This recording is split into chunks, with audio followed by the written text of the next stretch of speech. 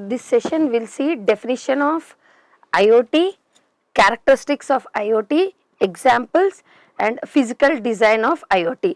First, definition of IoT. IoT, a dynamic global network infrastructure with self-configuring based on standard and interoperable communication protocols where physical and virtual things have identified physical attributes and virtual personalities and use intelligence interface, often communicate data associated with user and their environment. This is an definition from the textbook. So, there are some of the key points in this definition that you need to understand for going further. First, what is dynamic, and then next self-configuring. What is the term self-configuring, and the term interoperable communication protocols and unique identity. These are the key terms that you should understand for knowing the definition of IoT in detail. So, first we will see characteristics of IoT. Characteristics of IoT is related to the definition of IoT. Definition of IoT consists of all the key words of characteristics of IoT. So, first characteristics of IoT is dynamic and self-adapting. So, dynamic, IoT devices have the capability of dynamically adapting to the environment in which they are connected. Example, if you take the meaning of dynamic is, if you take the example of camera, camera consists of two different modes like light mode, night mode. So, whenever the camera is connected to some particular environment for taking the pictures, then when it is in the morning, automatically the night mode will be taking place, and then if the environment is going dark, that means if it is night, then when it is taking the pictures, automatically it will convert to the dark mode. So, that means the system or the sensor itself is dynamically converting depending upon the environment conditions. According to the environment conditions, it is going to act.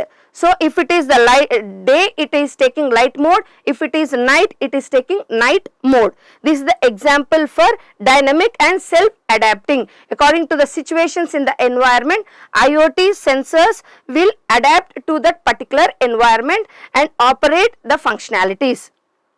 Next is self-configuring. So, IoT devices have self-configuring capabilities where in one environment, if you take, there are number of devices connected together and all the devices are working together to provide some functionalities. So, self-configuring means the environment in which you are working. Suppose there are any changes in the network, then it will automatically configure the network installments or configuration files, or if you are having any updates in the environment like new updations, new versions are coming in, then according to that new versions, it will be configuring itself with minimal human intervention. IoT devices can configure itself automatically for depending upon the environment in which it is working. That is called as self-configuring. Next characteristic is interoperable communication protocol. So, interoperable, the meaning of interoperable is same way when in the environment, when multiple IoT sensors are being connected, one sensor need to talk to another sensor. To do the communication between one sensor to another sensor, interact one sensor to another sensor, you are using some communication protocols. These communication protocols, what are communication protocols? This will explore in the next topics. But as of now, interoperable means interacting one IoT device to another IoT device, machine to machine interaction.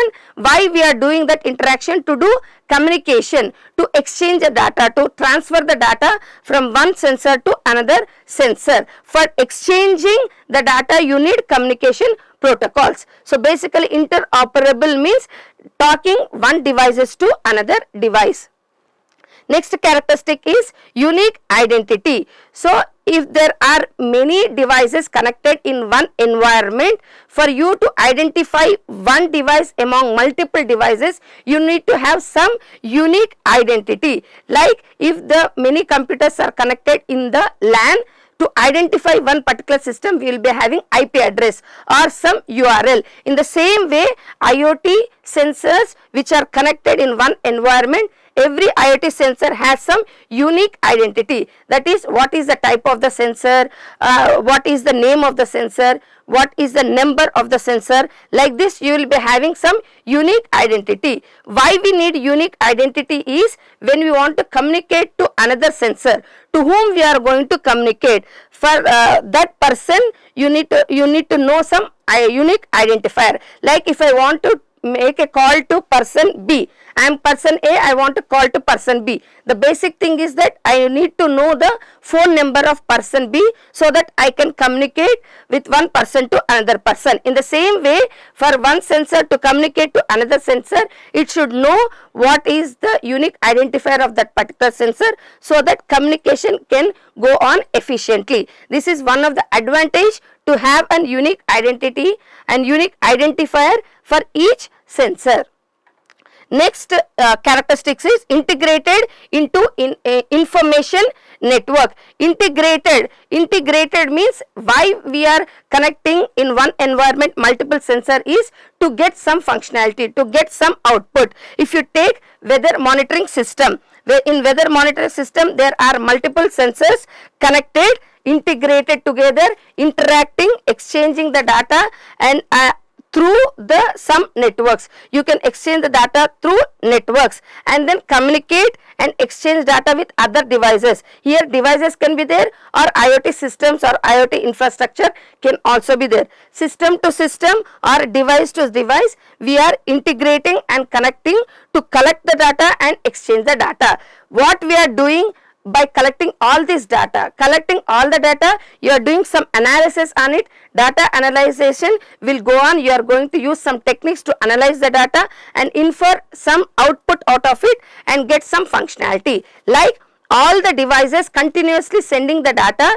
Now collecting all the devices from each sensor, I am going to analyze the data, and what is the output I am going to tell, whether there will be rain within 2 days, or whether the temperature is low, or whether the temperature is high. This is the output I am expecting from that system. So that is what we are calling it as information network. Collecting the information and we are inferring something and getting some output, some functionality. This is what is going to happen.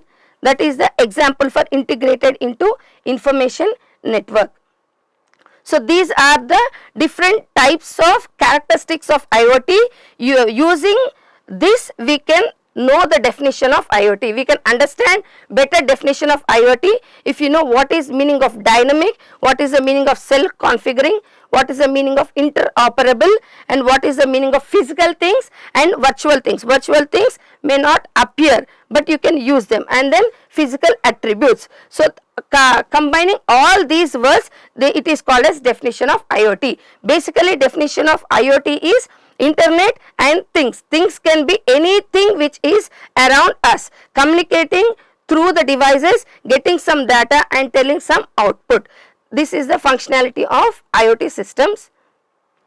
Next topic is physical design of IoT. Physical design of IoT is divided into two topics. Things of IoT is one subtopic, and next topic is IoT protocols. So this session will see what is things of IoT. If you talk about IoT, IoT is Internet of Things. What is things in the aspect of IoT? The things refers to all the IoT devices. When I say devices, every device has unique identity. So using these IoT devices, what we are going to do? We are performing remote sensing. Remotely you can do the data, or locally. Maximum will go for remote. Sensing means collecting the data from different IoT devices, and controlling means what is the action we are performing by collecting the information from the sensors, and monitoring capabilities. For the system should be monitoring if you are getting any problems.